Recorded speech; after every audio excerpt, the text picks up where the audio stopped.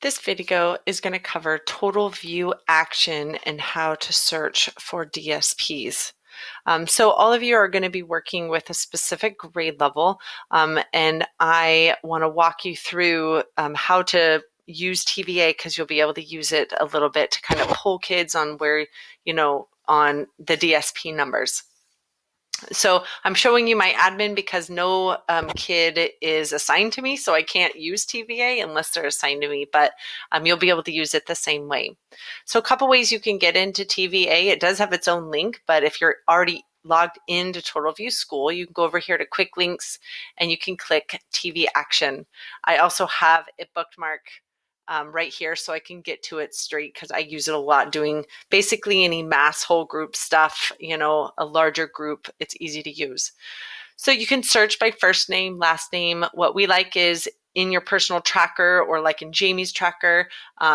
It's nice during the year if you're like, here's my personal tracker, but just say I just want to look up my one grade level. Let's just say fourth grade. So I'm going to just copy paste all the fourth grade IDs and I can sort by my fourth grade and I can just pull it up here. So I can either get all my fourth graders.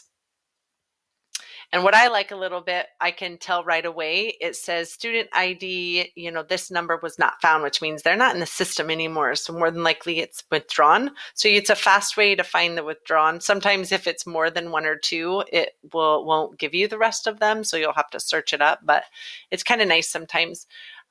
So here's my grade level I'm working with. Maybe I want to sort what I'm working. Let me see. Let me go through. Oh, it doesn't have the thing. So down here, it doesn't have the DSPs on this home page. So I want to look for DSPs because maybe at the beginning, those are the kids I want to kind of pull out of my database, the first ones to start working with. So Strong Start is what uses DSPs. And what if I want to search just by ones? And so I can put one there and then I can search and no results found. So maybe they don't have any DSPs for those kids right now.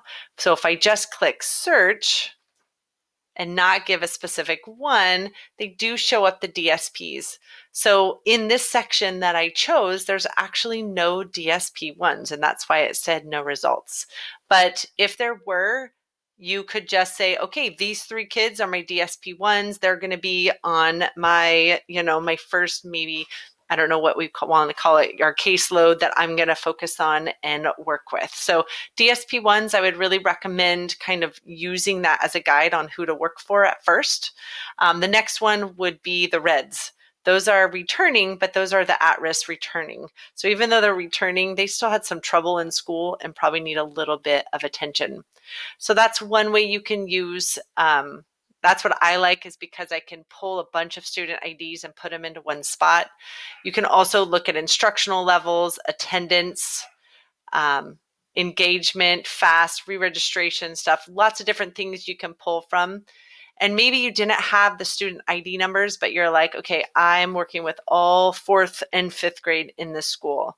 So right away, I'm just going to, if my cursor works correctly, sorry, I can't do, there's fourth grade. And then I'm going to click Strong Start because I want the DSPs with them. And then I'm going to search. So there is 124 fourth graders in our school. So this is all of the fourth graders. Maybe I want to search, I want to sort by DSP. So there's my first group of fourth graders that I'm going to work with that's in the school. So that's another way you can do it. If you click on the actual hyperlink for the student, it gives a lot of information. You can just kind of go through and see what's in here, especially for high schoolers. This is where you would find the grad plan, and we can get more training on that. But yeah, so that's kind of how I use total view action and the DSPs as a guide on who to work with. If you don't know them yet, that's a good guide to kind of keep in mind on what's the group I should work with first, maybe before that academic tracker starts coming out, because those are the ones that are going to be kind of our top priority. Also, use the failure to launch kids. Some of them come into onboarding that are blank, that they haven't been even given a DSP1, but if they can't get through onboarding even the first week with all the information they give us, they probably need a little bit extra support. So between the failure to launch kids and our DSP1s and reds, those will be my first kind of focus, and then we kind of can move on to using the academic tracker after that. So that's how you use TVA.